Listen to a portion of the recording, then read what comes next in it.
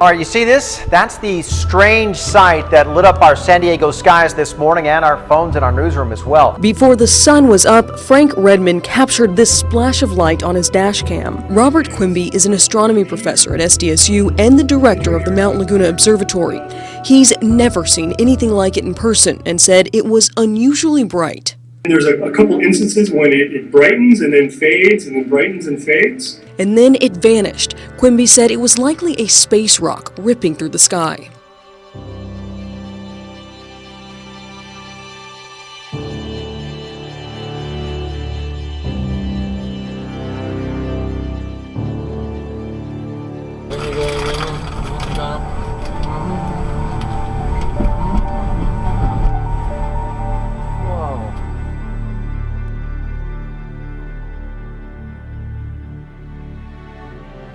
There was a bright spot in the sky that had a lot of people talking across the southern part of the state last night.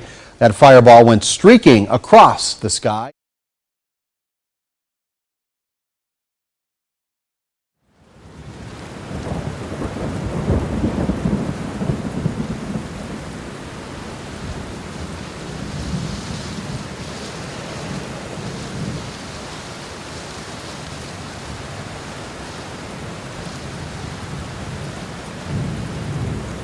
Now to new concerns about the Zika virus as athletes prepare for the Olympics in Brazil. Soccer star Hope Solo is speaking out, saying she's so concerned that if she had to make a choice right now, she wouldn't go to Rio. This morning, the Zika virus crisis now striking fear in some of our nation's top athletes. U.S. soccer star Hope Solo saying if she had to choose whether to go to the Summer Games in Brazil now, she wouldn't go. Solo, who helped her team to World Cup victory in 2015, also saying no athlete competing in Rio should be faced with this dilemma. Zika virus is a scary thing that is very unknown. Hopefully some of those unknowns will become a little bit more known with the research that they do in the following months. We're certainly sensitive to the fact that this has become a global issue. A state of emergency is being issued over dengue fever on the Big Island as the state reported one new case, bringing the total number of cases to 251. Tonight, investigators believe they're getting closer to finding the source of a salmonella outbreak in Estill County. This comes as more illnesses possibly linked to that outbreak are being reported. Now to a health scare on a local college campus. 100 students are sick at Ursinus College, and tonight doctors are looking into whether it's food poisoning or a virus. Well, the medical director tells us that the college has never experienced a stomach virus that's this widespread. Ursinus College says 7 more students reported feeling sick as part of an outbreak that's brought that Montgomery County campus to a standstill. Now, the first reports came in Tuesday. Ursinus says a handful of faculty and staff have also reported symptoms. The school shut down its dining hall and canceled classes because of the outbreak. They still, though, have not figured out just what is causing this. At the beginning of February, several small earthquakes have shaken Maine close to the Canadian border, and just today, another earthquake recorded near Rangeley. Earthquakes are becoming more and more frequent in Kansas, with a 3.9 magnitude quake shaking Oklahoma and Kansas just last month. Now, Derby schools want to be prepared. Substantial earthquake rattling the Sooner State today. A 3.8 magnitude quake hit near Medford around 2:40 this afternoon, according to the USGS. And it was not alone. 4 other sizable quakes struck today, ranging from 2.6 to 3.5 magnitude. No immediate word of any damage. Oklahoma this year has already had more than 90 earthquakes of magnitude 3.0 or greater. The village of Macadam in southwest New Brunswick has become the epicenter of what is called earthquake swarms. And it's not the first time people who live around Macadam have felt the vibrations from quakes, but the residents say this most recent swarm is the worst they've ever experienced. It's just like somebody's picking your house up and holding it in the air and dropping it back down. Others said it was as if a train had exploded through the town, or their home had been hit by an 18-wheel transport truck. They're like explosions, and they just kept happening. Tell me what's going on in Macadam. It's quite a mystery there.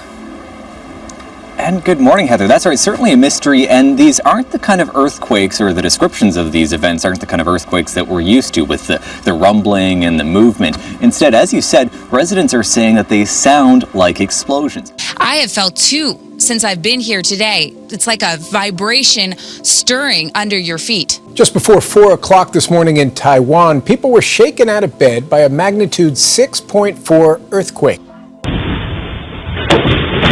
This is video of a deadly 6.4 magnitude earthquake that hit near the southern city of Tainan, Taiwan, Saturday. From the air, the extent of the damage is clearly visible.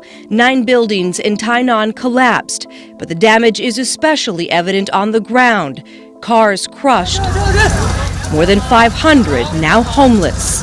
Seismologists say the earthquake struck close to the surface. The entire building was just shaking very violently. It was quite loud. The quake struck just as the Taiwanese were preparing to celebrate one of their biggest holidays, the Lunar New Year. Now it's a nation in mourning. I felt it this morning, but a 5.1 magnitude earthquake shook homes all across Oklahoma today. According to the U.S. Geological Survey, the 5.1 rating makes it the 3rd largest earthquake in state history. Right now, homeowners say that all the shaking is starting to damage their homes. People who fell as a magnitude 5.7 earthquake hit near Christchurch today. The quake struck shortly after 1 p.m.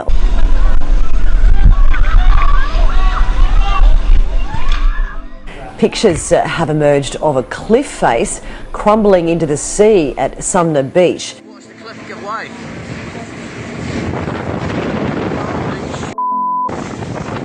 Look at this. This is unbelievable. That's massive, mate. That is what the hell?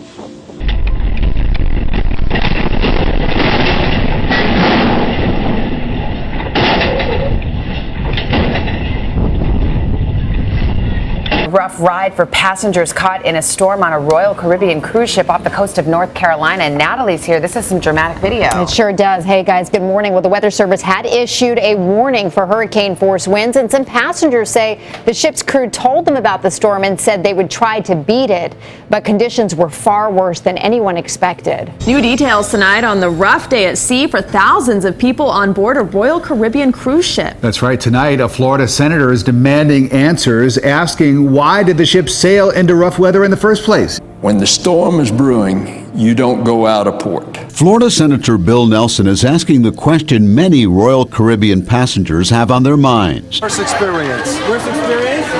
Only the movies. But the Anthem of the Seas captain says he didn't realize the magnitude of the storm ahead of time. And he's now defending his decision to set sail with a storm brewing in the Atlantic. The whole thing was not bigger than this and was up here and it just exploded. In a video broadcast internally to all 4,500 passenger staterooms Monday, Captain Klaus Anderson, who ordered everyone on board the ship to stay in their rooms, says he's never experienced anything like it. Honestly, have not seen low pressure that was not forecasted. Anything near what we actually experienced. Several viewers were startled this morning by a loud boom that shook their homes. Several calls and messages came into our information center asking us what was going on. Now, this remains a mystery. I have put in several calls to various state and federal agencies. So far, no one can confirm what this was. The whole ground was shaken out here. It was a cement out there, and the house was shaken. Sue Eastman didn't know what was going on. It was just before 10 a.m. when she heard the loud boom. It was just a short kind of a boom like that, and you could hear everything kind of shake. As Sue was trying to figure out what happened, so were several others. I had people from all over, from the lake area here. My neighbors were saying that they felt it, they heard it. People in Morley, up by Everett even. I have family up by Sears, and they heard it up there. According to the National Weather Service and the U.S. Geological Survey, it was not an earthquake. It made a rumble, almost like a thunder. So far, no military bases in Michigan seem to know where the alleged sonic boom came from. According to the Michigan National Guard, there are no planes fast enough based in Michigan that can create a sonic boom. For those who experienced it, it was something they've never felt before. But it was just like my whole house shook. Now, controversy brewing in our space community. A group is threatening to file a lawsuit against NASA because Johnson Space Center has banned the word Jesus from an employee newsletter.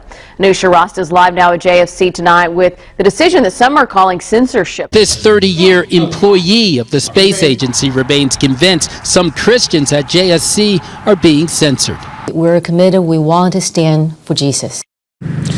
The attorney is giving NASA 30 days to clarify its stance on the use of the word Jesus in that Separation newsletter. between church and state remains a debated topic, and a newly proposed bill in the Georgia House is contributing to that discussion. House Bill 870 would essentially ensure students' First Amendment rights. More specifically, it says schools that receive state funding can't be a part of an athletic association that prohibits the student athletes from sporting quotes or Bible verses on their bodies. The bill also says schools cannot participate in athletic associations that prohibit member schools from playing with other non-member schools. Beyond wearable technology, it's now time for embedded medical implants. It may sound either frightening or exciting to you, but one day in a near future, we might all biohack ourselves. And health wearables are indeed set to make a difference in 2016. But it seems like another trend could soon change the way we treat illnesses, and that is embeddable tech implants. Real-life cyborgs are now among us. These citizen scientists are altering cells, DNA, even hacking their own bodies with sights set on the future. I've got an implant in my finger. I've got a chip in my hand. An underground movement known as biohacking is pushing to advance the human race. Yeah, these citizen scientists are altering cells, DNA, and even hacking themselves by implanting electronic devices into their own bodies. What I'm interested in is functional implants that can track my health data, that can make me, a stronger, faster, better human. These biohackers are the experiment, but they emphasize that years of planning and research are put in before they grab the scalpel.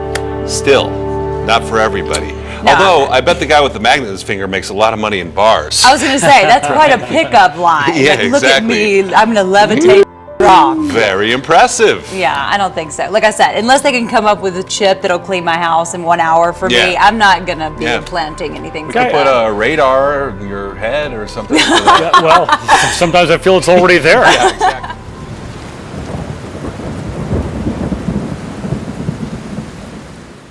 The only salvation for this sin is the gospel. The only way to really cure that what's on the inside is understanding that Jesus Christ died for our sins. And so to me, on a micro level, it's understanding.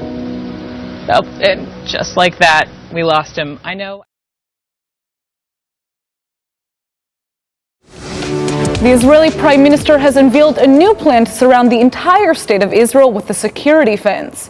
The barrier would also seal off all openings in the West Bank security wall. He says it will take several years to build the fence promised by Netanyahu. Israel is currently building a new fence to protect a newly built Israeli airport just outside the city of Eilat. Now, in his statement, Netanyahu expressed his intention to surround all of the state of Israel with walls and border fences. Essentially, Netanyahu is declaring a new long-term and comprehensive project that will seal off the entire state of Israel to the outside world.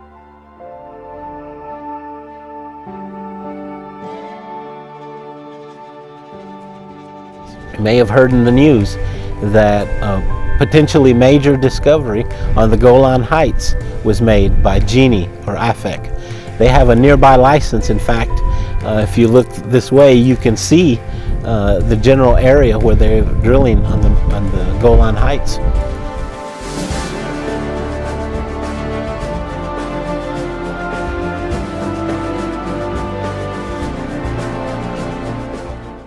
Jewish immigration from Western Europe to Israel has reached an all-time high. It's because of rising anti-Semitic attacks. The Assolan family is among the 8,000 people who emigrated from France to Israel this year.